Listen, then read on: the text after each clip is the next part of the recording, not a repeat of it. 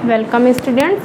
So today I will finally conclude the historical approach. तो historical approach में हमने सारे थिंकर्स को कवर किया था, जिसमें से मेरे 2 बाकी रह गए थे, वो मैं डिस्कस कर रही हूँ। आज मैं सबसे पहले टायलर के बारे में बताऊँगी। तो टायलर जो हैं वो इंग्लैंड मानव शास्त्र के जनक कहे जाते हैं, इंग्लैंड के मानव शास्त्र के जनक कहे जाते हैं। और दूसरी इम्पोर्टेंट चीज़ ये है, ये सांस्कृतिक मानवशास्त्री हैं, सांस्कृतिक मानवशास्त्री हैं। ठीक है, इंग्लैंड में एंथ्रोपोलॉजी के जनक हैं। दूसरा सांस्कृतिक मानवशास्त्री हैं। इनकी भी इम्पोर्टेंट बुक है 1871 में जो आई थी, प्रिमिटिव कल्चर। बहुत ज़्यादा पूछी जाती है और बहुत ही फेमस बुक है प्रिमिटिव कल्चर। 1871 आपको याद करना है, क्योंकि आजकल ईयर बहुत ज़्यादा पूछा जा रहा है, या फिर बुक को सीक्वेंस में लगाना पूछा जा रहा है तो भी आपको ईयर याद होने चाहिए। तो 1871 में प्रिमिटिव कल्चर बुक आई थी। ठीक, इस बुक में उन्होंने इवोल्यूशन ऑफ रिलीजन की बात की थी, धर्म के उद्विकास की बात की थी प्रिमिटिव रिलीजन में। कहीं पूछ ले कि धर्म के उद्विकास की बात टायलर ने अपनी कौन सी बुक में की है, तो प्रिमिटिव रिलीजन में की है, जो कि 1871 में आई है।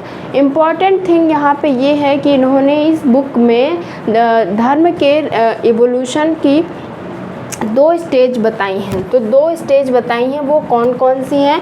तो यहाँ पे कन्फ्यूज़न हो सकता है, क्योंकि यही सेम कुछ ऐसी बात कॉम्ट भी करते हैं, जिसको मैंने पहली वीडियो में बताया है, पॉलीथिज्म और मोनोथिज्म। पॉलीथिज्म और मोनोथिज्म की बात उन्होंने भी की है। तो यहाँ पे अगर 2 ही चीज़ पूछी जा रही हैं धर्म के इवोल्यूशन में, पॉलीथिज्म और मोनोथिज्म, तो उसकी बात कौन करता है? टायलर करते हैं। और अगर आपको कन्फ्यूज़न हो जाए तो आप ये से याद करिए, 2 चीज़ की बात की है टायलर हैं, 3 चीज़ की बात की हैं तो फिर कॉम्ट हैं। तो यहाँ तक क्लियर हो गया। टायलर का इम्पोर्टेंट बस इतना ही था। यहाँ पे आपको याद करना है इवोल्यूशन ऑफ रिलीजन की बात करते हैं। दूसरे आते हैं H.C. हैडन, जिनका भी थोड़ा थोड़ा सेम है, तो मैंने आप यहाँ लिख दिया है ताकि आप कंफ्यूज ना हो। आपके 2 कॉन्सेप्ट रेडी होंगे। इवोल्यूशन ऑफ आर्ट, अगर आर्ट कला के उद्विकास की बात हो रही है तो हैडन होंगे, और अगर धर्म के उद्विकास की बात हो रही है तो टायलर होंगे। यहाँ आप सीधे सीधे कर सकते हैं, धर्म का इवोल्यूशन टायलर और कला का इवोल्यूशन हैडन। इस तरह से आप याद करेंगे तो हो जाएंगे। दूसरी चीज़ ये है कि टायलर ने 2 स्टेज बताई और जो हैडन थे उन्होंने 3 स्टेज बताई। पहली स्टेज है नेचुरल स्टेज। नेचुरल स्टेज में वो प्राकृतिक स्तर की बात करते हैं कि कला के विकास का प्राकृतिक स्तर क्या होगा। दूसरा है सिंबॉलिक स्टेज, इसमें वो क्या बात करते हैं?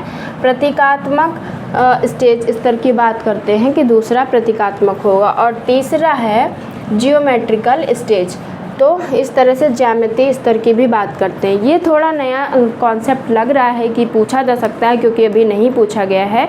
तो आप इसमें ट्रिक बना सकते हैं NSG, अगर नहीं लर्न हो रहा है तो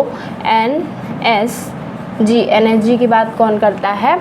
H.C. हैडन। और इसके साथ ही साथ आपको आर्ट भी ध्यान रखना होगा कि इवोल्यूशन ऑफ आर्ट की बात हैडन ने की है। तो इवोल्यूशन ऑफ रिलीजन होगा तो टायलर, और अगर आर्ट होगा, ड्राइंग बनाएंगे, तो हैडन होगा। मुझे लगता है कुछ ज़्यादा डिफ़िकल्ट नहीं है, बहुत ही सिंपल है।